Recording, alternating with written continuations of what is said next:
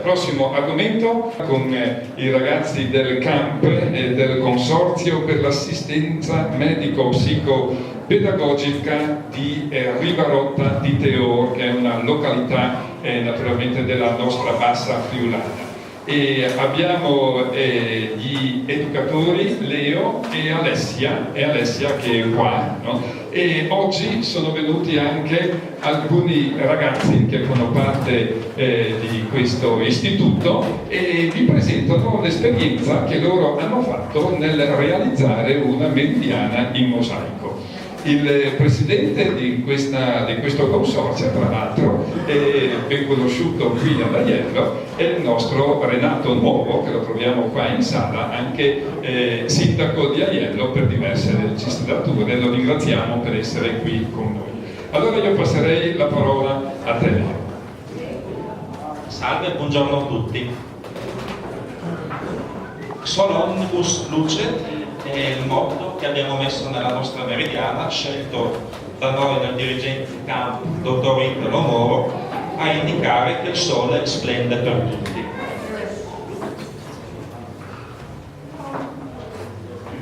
Chi siamo? Facciamo parte del CAMP, Consorzio per l'assistenza medico-psicopedagogica. Il nostro centro si chiama Nuova Opportunità ed è sito Rivarotta di Teor. Il servizio ospita ragazzi disabili provenienti dal territorio ovest della Bassa Friulana.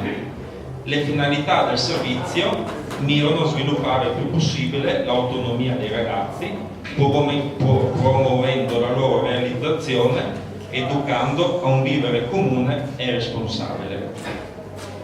I ragazzi vengono occupati quotidianamente in attività formative rivolte ai comuni del territorio, attività presso le biblioteche, attività presso i parchi pubblici e distribuzione di materiale informativo, attività formative presso una fattoria didattica convenzionata, attività di affezione con gli asini e di conoscenza del territorio rurale, lavoratori interni al centro come il mosaico, la cura delle aree aperte, la creta, le percussioni e tante altre attività che facciamo nei campi.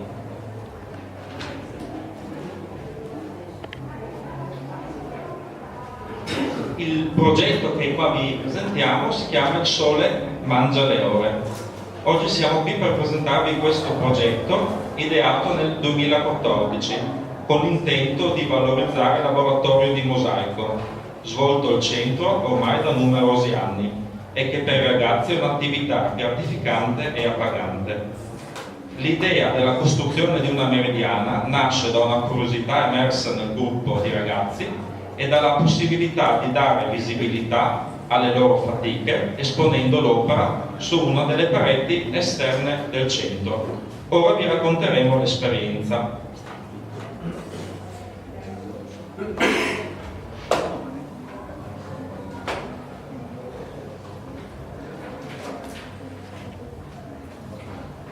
Studio delle meridiane.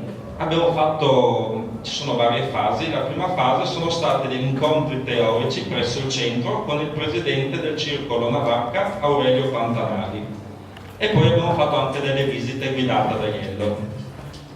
Il signor Aurelio Pantanali ha tenuto alcune lezioni presso il nostro centro, in cui ci ha introdotto l'affascinante mondo delle meridiane, ripercorrendo la loro storia e illustrandoci varie tipologie e il loro funzionamento.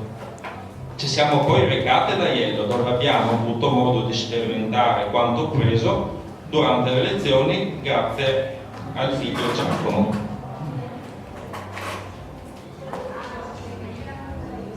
Qui è stata la nostra visita ad Aiello.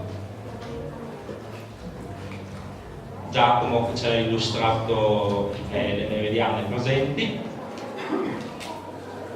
Si impara che il tempo nell'antichità è stato misurato in tante maniere. La giornata di sole ci aiuta a capire come funziona una meridiana.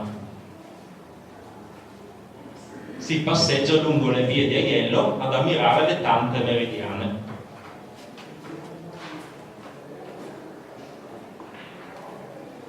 progettazione delle meridiane e studio del bozzetto, studio del luogo in cui posizionare la meridiana a cura di Aurelio Pantanali, studio del bozzetto da realizzare con la tecnica del mosaico a cura degli operatori e dei ragazzi del centro.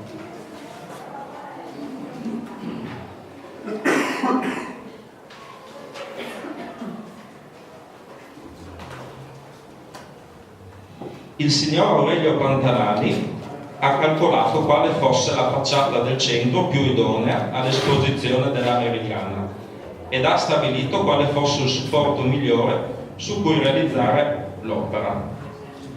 Noi operatori, insieme ai ragazzi, abbiamo individuato quale fosse il soggetto migliore che potesse in qualche modo rappresentare il servizio.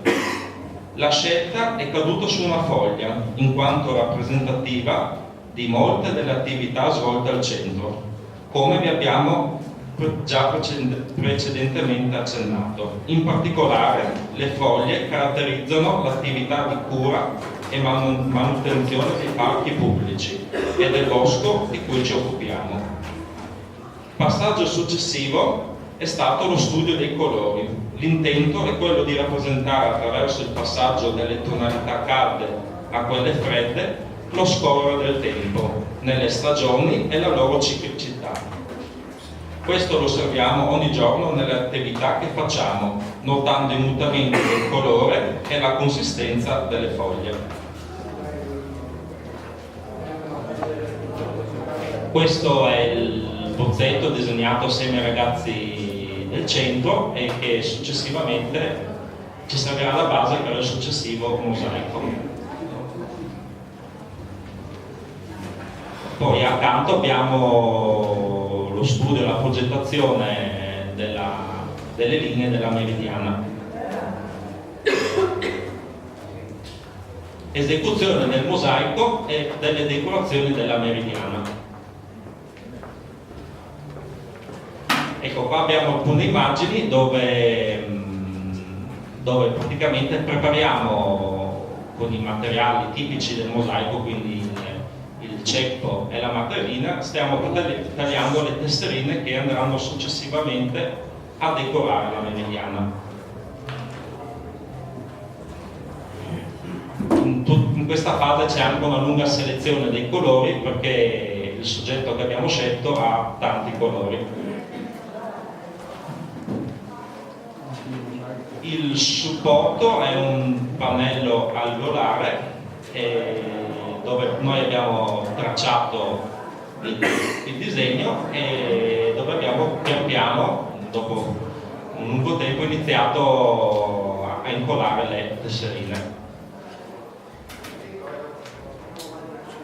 Qua si vede un'immagine del laboratorio del mosaico.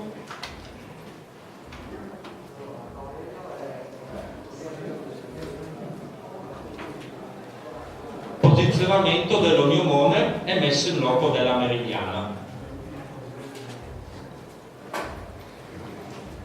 È arrivato il giorno del posizionamento.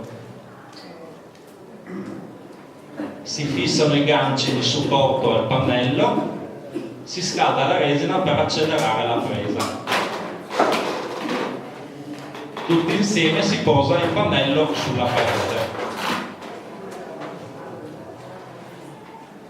Più mani sono utili a completare il lavoro. Si riportano i ritocchi di finitura.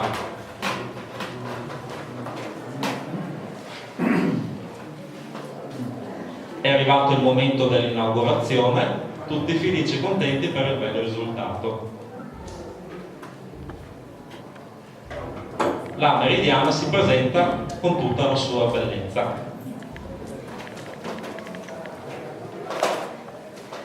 I ragazzi ed educatori del CSR Nuove Opportunità di Riverotta ringraziano e vi salutano.